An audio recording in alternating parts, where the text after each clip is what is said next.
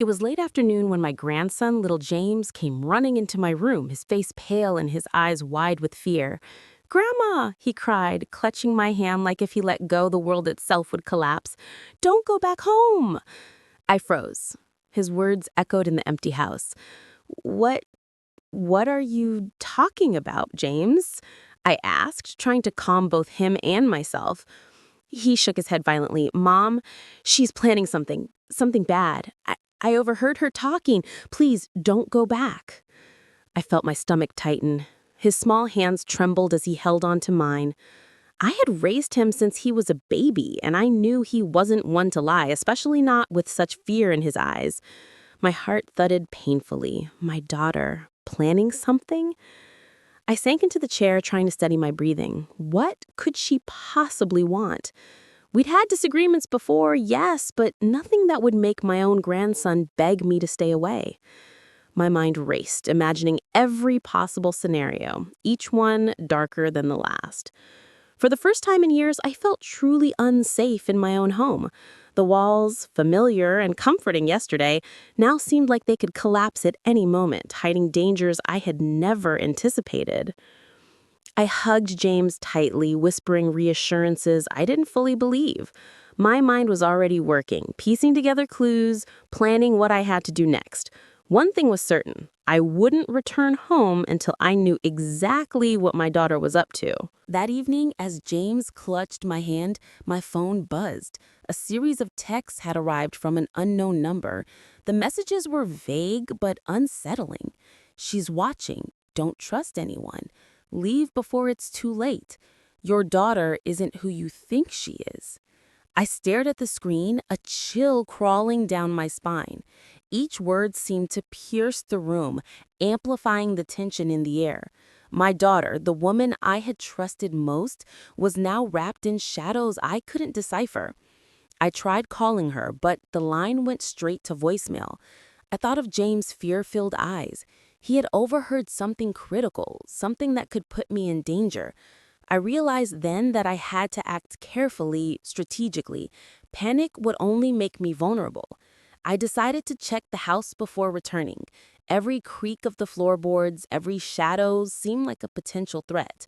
I inspected the locks, the windows, and even the mail slot.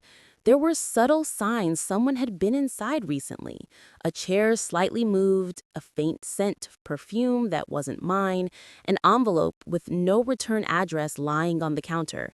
The envelope contained a single note: "If you come back, it will be the last time you step inside your home. Trust no one." Fear and anger surged through me, but determination replaced panic. I knew one thing for certain: I would not allow myself to be trapped. I would uncover the truth, and I would survive. I decided I couldn't wait any longer. James's warnings and the anonymous notes had shaken me to the core. My daughter's plans were unclear, but danger was undeniable. I needed information before I could make any decisions about returning home. I started by reviewing old emails, messages, and documents that might offer a clue. My daughter, once open and loving, now seemed secretive in ways I hadn't noticed. Strange purchases, late-night phone calls, and unexplained meetings painted a picture I couldn't ignore. Then I spoke to neighbors discreetly. A few mentioned seeing someone near my house late at night, a figure slipping in and out, always careful, always silent. No one knew who it was, but the pattern was clear. Someone had been preparing for weeks. I also revisited the envelope's warning. The handwriting looked familiar, a twisted version of my daughter's script. My heart sunk. Could it really be her? The idea seemed impossible, but I had learned to trust my instincts. I decided to document everything. I took notes, photos, and made a timeline of suspicious activities. I couldn't afford to miss any detail. Every small clue could be the key to understanding my daughter's intentions and to protecting myself. That night, I barely slept. Shadows on the walls, the creaking of the old house, every sound made me jump. But I knew I had to stay alert. Danger was close, and only by uncovering the truth could I hope to survive it. The following morning, I finally decided it was time to confront my daughter. I couldn't return home blindly, not after James' warnings in the notes. I needed answers, and I needed them now. I arranged to meet her at a nearby cafe, a neutral location where neither of us had the upper hand. I arrived early, my hands trembling slightly, my heart hammering in my chest. Every passing minute felt like a countdown. When she arrived, her smile was bright, seemingly warm, but I sensed the tension underneath. She sat across from me, fidgeting with her cup. "Mom," she said softly, "I didn't know you'd come here today." I held her gaze, my voice steady but firm. "We need to talk now. No distractions, no excuses." Her eyes flickered nervously. I I didn't want you to worry," she began, but I interrupted, my tone sharper. "James begged me not to come home. There are warnings, notes, strange messages. What are you planning?" She flinched, and for a moment I saw something. Fear, guilt, hesitation flash across her face. And then, almost imperceptibly, she nodded. She whispered, "Mom, it's not what you think. I was trying to protect you. From him." "From him? Who? What?" Her voice was trembling. "There's someone in the house. Someone he brought in. I found out and I didn't know how else to warn you. I had to make it seem like I was planning something so he wouldn't suspect." Shock, relief, and confusion collided inside me. My daughter, the very person I feared had betrayed me, had been protecting me all along? After our tense conversation, I realized the danger had been closer than I ever imagined. My daughter's cryptic behavior, the warnings from James, the mysterious notes, they were all pieces of a larger puzzle. She led me back to the house, but this time, cautiously. We moved quietly, checking every corner, every shadow. And then, in the study, we found it. A man I had never met before, rifling through drawers, scanning papers. His presence sent a shiver down my spine. I whispered to my daughter, "This is him?" She replied, "Yes. He was planning to steal everything, and he's not acting alone. We have to act fast." I felt a mix of fear and determination. After the stroke, after the warnings, I had regained control, but now the true danger revealed itself. The enemy was not my daughter, but this intruder and anyone who supported him. Together, we devised a plan. My daughter would distract him, while I retrieved evidence from hidden saves and files. Every step was calculated, careful, tense. One wrong move, and everything could be lost. We succeeded. Evidence was secured, the intruder trapped, and the truth was finally laid bare. He had been manipulating my family for months, planning to claim assets and drive us apart. The letters, the warnings, the shadowy visits, they had all been orchestrated by him. My daughter hugged me tightly, whispering, "I'm sorry you had to find out this way, Mom. I never wanted you to be in danger." I held her back just as tightly. I said, "You saved me, not with tricks, but with courage. That's what matters." For the first time in weeks, I felt safe. The storm had passed, but lessons remained. Trust, vigilance, and courage could overcome even the darkest deceptions. The following morning, the house felt different. Still familiar, yet tinged with the echoes of the chaos we had survived. Sunlight streamed through the windows, illuminating the ordinary world that had almost been shattered. I sat with James at the breakfast table, watching him nervously pick at his cereal. "It's okay now, sweetheart," I whispered. "Everything is going to be okay." My daughter sat across from us, quiet but composed. She poured tea for both of us, the smallest gestures now heavy with significance. She had risked so much to protect me, and the weight of that courage was not lost on me. I walked through the house, checking locks, securing important documents, and making sure the intruder had left no lingering threats. Each room told a story of survival, of fear, courage, and a family unwilling to let darkness consume them. I realized something profound. The danger had forced us to confront truths we had avoided for years. Secrets, suspicions, and miscommunications had shaped our lives, but in facing them, we became stronger. James looked up at me with wide, trusting eyes. "Grandma, will it ever be scary again?" I smiled softly, brushing a stray lock of hair from her forehead. "Maybe," I admitted, "but we know now how to protect ourselves, and as long as we stick together, we can face anything." That day, the sun felt warmer, the air lighter, and the house, though once threatening, felt like home again.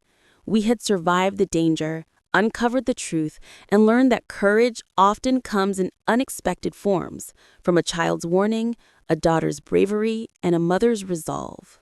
Just when I thought the worst was over, subtle signs hinted that the danger hadn't entirely disappeared. Strange noises at night, doors left slightly ajar, and unfamiliar footprints in the garden reminded me that vigilance was still necessary. I began noticing small details. An envelope slipped under the door, a car parked across the street for hours, and the lingering sense of being watched.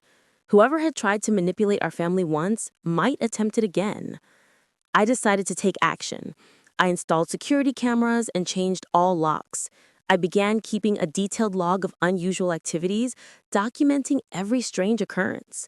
My daughter supported me, helping me navigate the steps needed to secure the house and our lives. Even James, though still young, became alert. "Grandma," he whispered one evening, pointing toward a shadowy figure behind a bush, "I think it's him again." I felt my heart leap. But this time, fear was tempered with resolve. I knew what needed to be done. We were no longer powerless. I prepared, documented, and waited, ready to confront any threat head on. The house felt different now, still familiar, yet fortified. Every creak in the floorboards became a reminder not of fear, but of our preparedness. And deep down, I knew the true test was yet to come. I knew that waiting passively was no longer an option. Whoever had tried to harm us once might return, and I needed to be ready.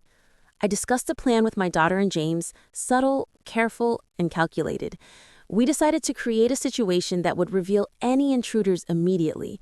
Every door was secured with additional locks, cameras were placed discreetly, and James even practiced quietly signaling us if he noticed anything unusual. That night, we staged a normal routine, pretending to relax while remaining vigilant. I prepared myself for the possibility of confrontation, every sense alert. Hours passed, and then a shadow moved outside the living room window. My heart raced, but I forced myself to stay calm. My daughter and I moved quietly to intercept. As the intruder stepped into the hallway, our cameras recorded every movement, and our coordinated signals ensured James stayed hidden and safe. Caught in the act, the intruder panicked, unaware of how prepared we were.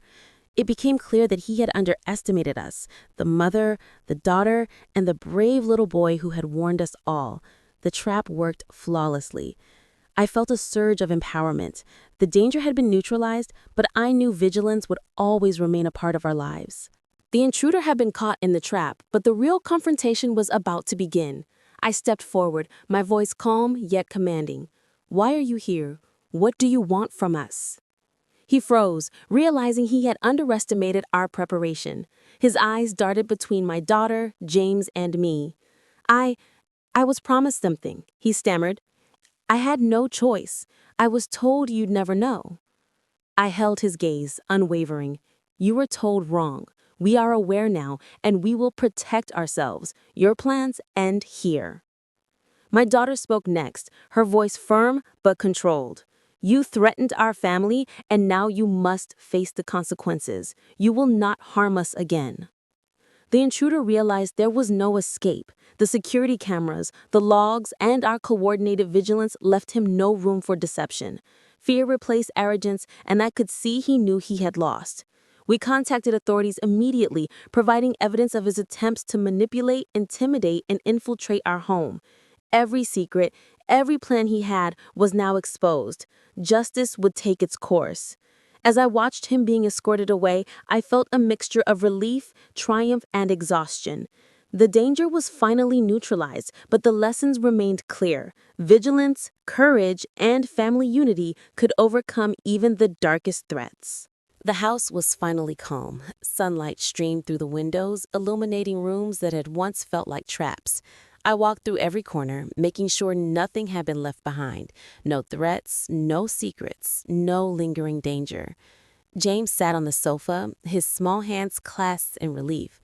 "Grandma, it's really over, isn't it?" he asked, his voice trembling. I knelt beside him, brushing a lock of hair from his forehead. "Yes, sweetheart, it's over. We're safe now." My daughter joined us, her expression the mixture of exhaustion and pride. "I'm sorry for scaring you, Mom.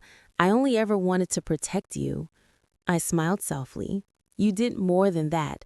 You saved us. You showed me that courage isn't just about strength. It's about love, vigilance, and knowing when to act. The house, once a place of fear and suspense, felt like home again.